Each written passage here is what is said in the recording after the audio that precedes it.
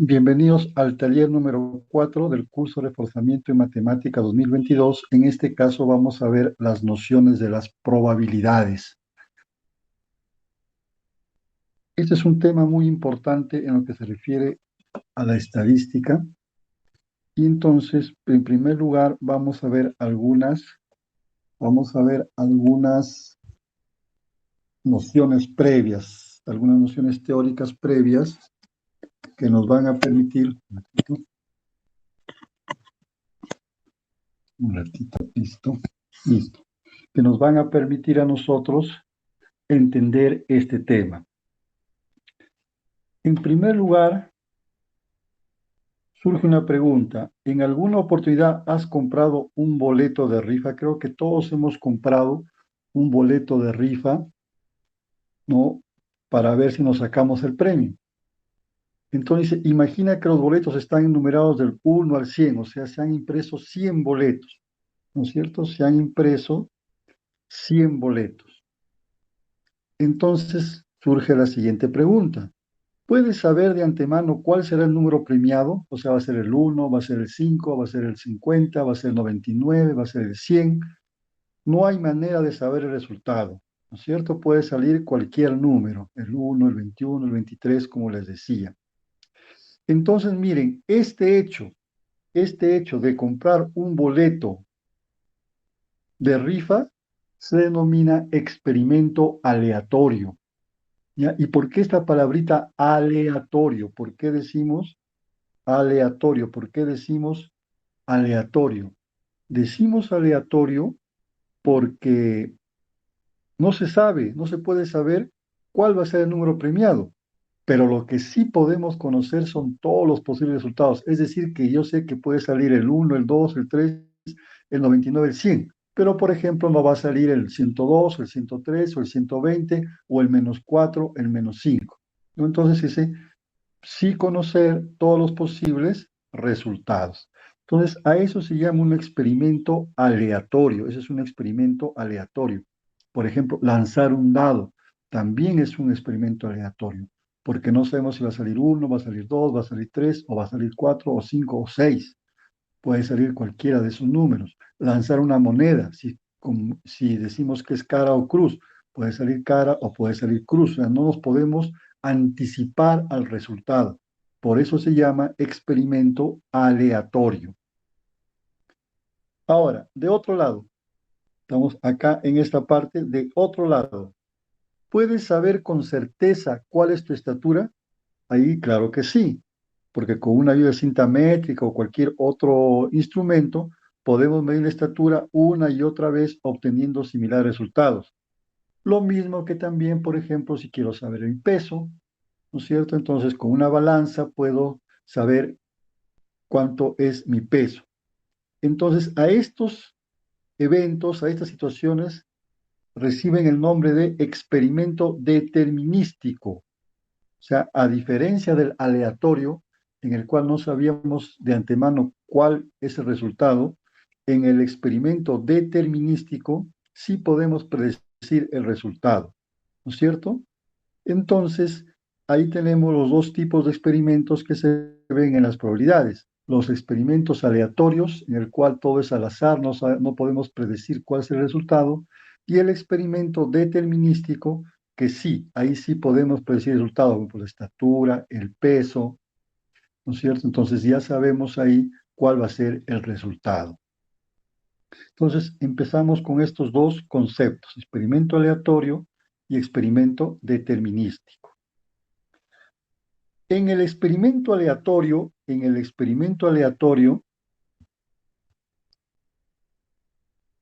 que es comprar un boleto para la rifa, entonces tendríamos que averiguar cuáles son los posibles resultados, ¿no? Entonces, si nosotros manejamos el experimento aleatorio, comprar un boleto para la rifa, nos preguntamos cuáles y cuántos son los posibles resultados, porque ya hemos dicho que para que sea aleatorio debemos saber los posibles resultados, no el resultado final, sino los posibles resultados.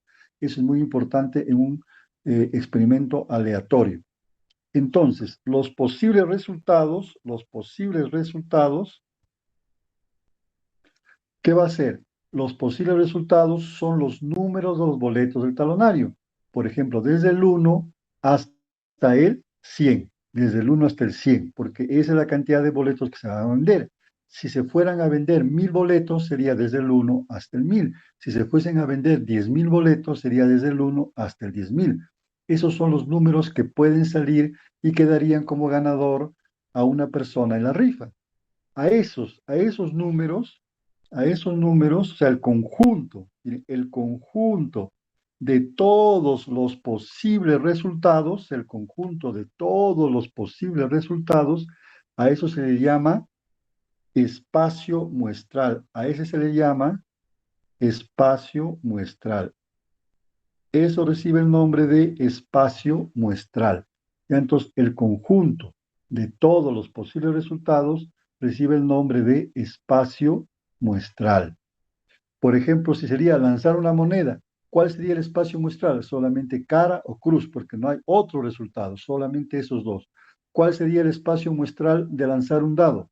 Los números del 1 al 6, porque un dado normal, por supuesto.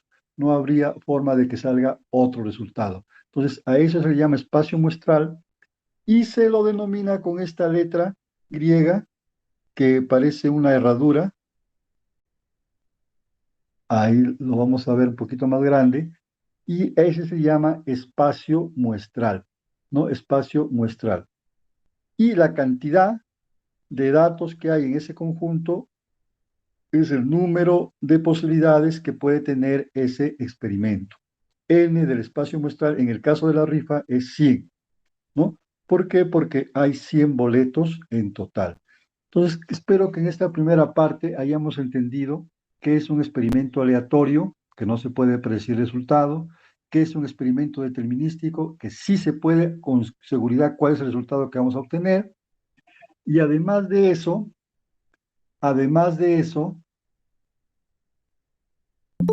también estamos viendo que dentro del experimento aleatorio existe un concepto que se llama espacio muestral. Y espacio muestral viene a ser el conjunto de todos los posibles resultados. A eso le llamamos espacio muestral.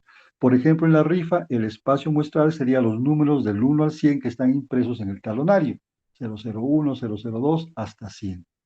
En el lanzamiento de una moneda, el espacio muestral sería cara o cruz, porque una de esas dos posibilidades puede salir.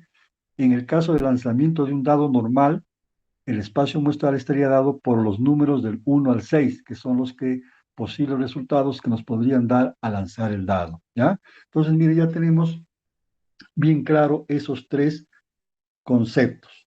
Continuamos. Supongamos que esperas que suceda algo. Por ejemplo, que el número premiado termine en cero, ¿no? Entonces yo digo, no, yo estoy seguro de que el número premiado va a terminar en cero. Entonces dice, a eso es lo que le llamamos un suceso. Entonces acá tenemos ya, miren, otro concepto, el concepto de suceso, ¿ya? Entonces, ¿qué es un suceso? De todos los resultados posibles, seleccionaremos cuáles cumplen con esa condición. O sea, damos una condición. Por ejemplo, estamos diciendo, hay 100 boletos, es cierto, pero yo quiero ver cuáles son los números que terminan en cero, porque yo tengo un pálpito, tengo un presentimiento de que el boleto premiado va a ser que termine en cero. Entonces, a eso le llamamos un suceso, ¿no? Entonces, definimos el suceso A. ¿Cuál sería el suceso A? Que el número premiado termine en cero, que el número premiado termine en cero. Entonces, ese sería un suceso, ¿no? Entonces solamente representamos ya no todo el espacio muestral, sino solamente los que cumplen esa condición, que termine en cero, por ejemplo, el 10, el 20, el 30, el 40, el 50, el 60, hasta el 100. Entonces, a eso se les llama un suceso. Por ejemplo, en el lanzamiento de dado, ¿cómo podría yo decir un suceso? Que el número que voy a obtener sea par. Entonces, ¿cuál sería ese suceso? El 2, el 4 y el 6, nada más. Ese sería el suceso. Entonces, el espacio muestral es 1, 2, 3, 4, 5, 6, todos los casos posibles. Pero el suceso que termine, que el valor obtenido sea par, un número par, ya solamente sería 2, 4 y 6 porque son los únicos números pares. Otro suceso, que sea impar. Entonces ya sería el 1, el 3 y el 5. Otro suceso que sea mayor que 5, solo me quedaría el 6, no habría otra posibilidad. Entonces, diferenciemos lo que es un suceso, ya creo que esté quedando bien claro eso. Espacio muestral son todos los casos posibles, mientras que suceso se da una condición que termine en cero, que sea par, que sea impar, que sea mayor que 5, etcétera. Entonces, a eso le llamamos un suceso. Y entonces lo que tenemos que averiguar es cuántos resultados son favorables para ese suceso. Por ejemplo, en la rifa, si decimos que el suceso es que termine en cero el boleto premiado, solamente tenemos 10 resultados favorables. El 10, el 20, el 30, el 40, el 50, el 60, el 70, el 80, el 90 y el 100. Esos serían los 10 resultados favorables del suceso A. Y se lo representa así como lo estoy encerrando acá ahora en un recuadro, n número de boletos que cumplen esa condición o número de elementos que tiene ese suceso es 10, porque solamente 10. Por ejemplo, en el dado, el espacio muestral es 6, pero si yo digo el suceso es que sea número par, los que cumplen esa condición solamente es el 2, el 4 y el 6. En consecuencia, el número, mientras que el espacio muestral es 6, el suceso salir un número par sería solamente 3, 2, 4 y 6. ¿De acuerdo? Entonces, hasta acá hemos completado estos conceptos que lo vamos a definir un poquito mejor acá diciendo el espacio muestral que está denotado por ese símbolo, es el conjunto de todos los posibles resultados. Listo. Espacio muestral, que es conjunto de todos los posibles resultados. Lanzamiento de un dado, 1, 2, 3, 4, 5, 6. Listo. Lanzamiento de una moneda, cara o cruz. Listo. Hay una rifa con 100 boletos, los números del 1 al 100. Listo. Ese es el espacio muestral. Todos los resultados posibles, todos.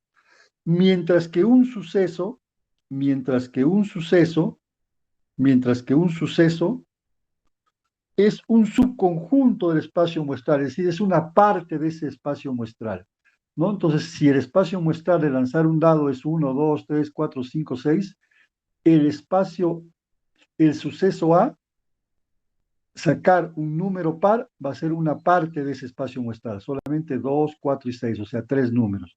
Entonces, un suceso siempre es un subconjunto, algo menor que el espacio muestral. El espacio muestral es el todo y el suceso es una parte de ese todo. ¿Ya? Listo, entonces ya tenemos bien claros esos conceptos muy importantes para poder resolver los ejercicios que vienen a continuación. Entonces, una vez que ya sabemos lo que es un suceso, que es un subconjunto del espacio muestral, vemos cómo lo podemos calcular esa probabilidad, cómo podemos calcular la probabilidad de que el suceso A suceda, ¿no? Entonces, para eso se utiliza lo que se llama, y ustedes lo van a estudiar, la regla de Laplace o Laplace, dependiendo cómo sea su inglés. ¿Qué dice la regla de Laplace o Laplace? Nos dice que la probabilidad de que el suceso A ocurra, la probabilidad de que el suceso A ocurra, está dada por una fracción.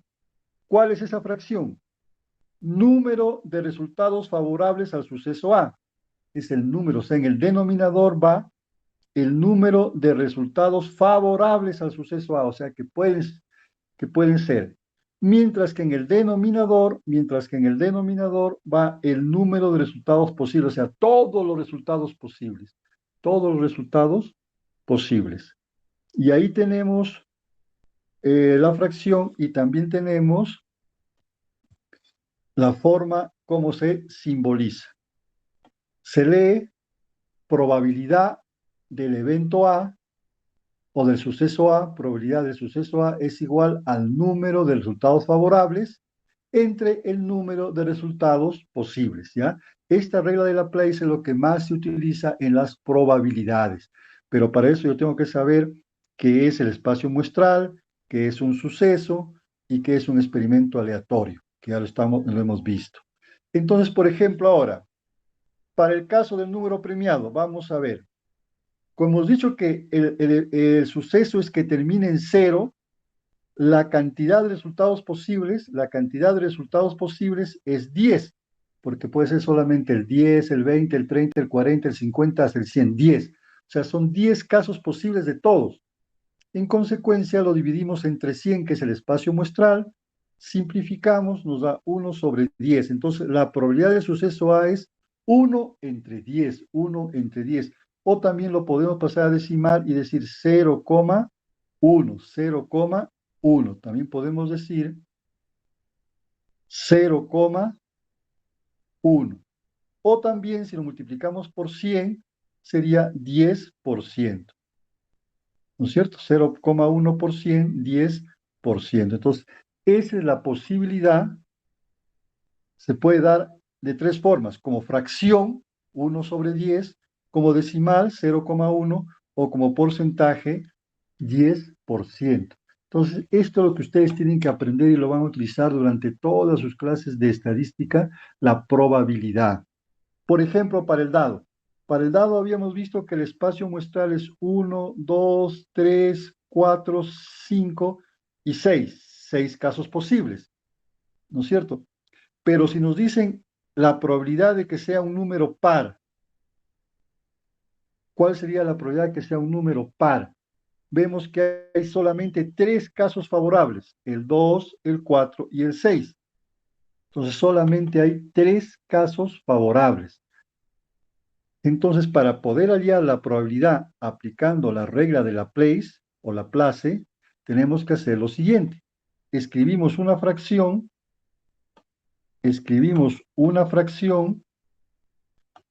en donde en el denominador, es decir, en la parte de abajo, vayan todos los casos posibles. ¿Cuáles son todos los casos posibles? 6. Son 6 casos posibles. Y en el numerador, perdón, en el denominador, en la parte de abajo va todos los casos posibles, todos los que pueden suceder, que son 6. Y en el denominador van los casos favorables, o sea, los que pueden, el suceso, hacer que son los números pares. En este caso va 3, ¿no? Entonces, en el denominador todos los resultados posibles y en el numerador todos los casos favorables, todos los casos favorables. Entonces, ahí tendríamos la probabilidad. O sea, la probabilidad de que al lanzar un dado me salga número par es 3/6 o simplificando, tercia 1, un medio. O sea, simplificando un medio. Es decir, la probabilidad de que al lanzar un dado yo pueda obtener un número par es 3 casos favorables entre 6 casos posibles, simplificando un medio. Esto lo podemos pasar a decimales, que sería 0,5, o a porcentaje, que es 50%. 0,5 o 50%. Es decir, mire, la probabilidad que existe de que yo pueda lanzar un dado y salga un número par es 50%. O sea, estoy mitad a mitad. Puede salir la mitad no par o la mitad par.